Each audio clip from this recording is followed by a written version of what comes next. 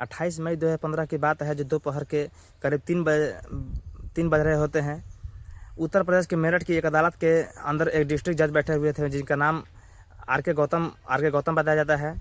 उनके कटघरे में 2 खूबसूरत लड़कियां होती हैं। उन लड़कियों की तरफ देखा जाता है। साथ ही देखने के बाद लड़कियों की तरफ जब देखा जाता है तो यह भी जाना जाता है कि क्योंकि अदालत खचाखच भरी हुई थी, प्रेस मीडिया की नज़र बनी हुई थी। अदालत के बाहर भी लोग आना जाना चाहते थे।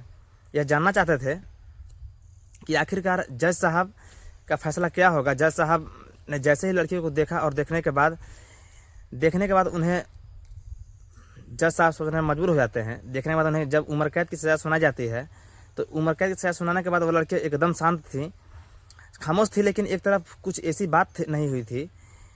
तभी एक लड़की ने दूसरी लड़की की तरफ कोई एक कोहनी से मारती है, इशारा करती है। क्या वो इशारा करते हुए जज साहब की तरफ इशारा किया जाता है तो वो जज साहब की तरफ हाथ जोड़े कहती है कि माय लॉर्ड, आपसे एक इल्तिजा चाहता हूँ, आपसे एक रिक्वेस्ट चाहता हूँ कि हमें एक ही जेल में रखा जाए और हमें एक ही बैरक में रखा जाए। इतनी बात सुनने के बाद जज साहब ने जो फैसला देता है उसको दिया था, वह कोई टिप्पणी नहीं, बल्कि ये पुलिस उन्हें गिरफ्तार करती है और गिरफ्तार करने के बाद वो जेल भेज देती है।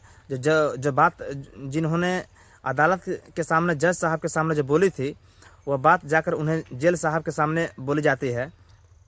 किसी ने भी नहीं सुना होगा कि आखिर एक नज़रअंदाज नहीं किया होगा कि पहली रात थी और पहली रात बहुत दिनों के बाद ऐसी आती है जब दोनों लड़कियां एक दूसरे से अलग होती हैं, तो यह इनके लिए रात कटना भारी पड़ जाता है।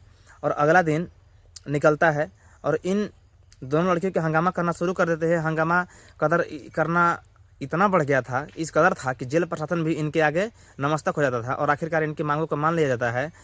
आखिरकार इन दोनों की मांगों को पूरा की जाती है। जब दोनों लड़कियां एक ही जेल के अंदर थी और एक ही बैरक के अंदर थी, वहाँ पर वह सोती थी, वह साथ साथ बात करती थी, साथ साथ खाती भी थी, साथ साथ इन्हें अंदर की जो वहाँ की चर्चाएं होती हैं उन चारों तरफ फैल जाती हैं। बाकी जो महिला कैदी होती हैं उन्हें आवाज़ सुन के रात को बड़ा आश्चर्य सा फील हो रहा था। आज की कहानी इन दोनों ऐसी सहेलियों की जिन्होंने पूरी पश्चिम उत्तर प्रदेश को हिला कर रख दिया था।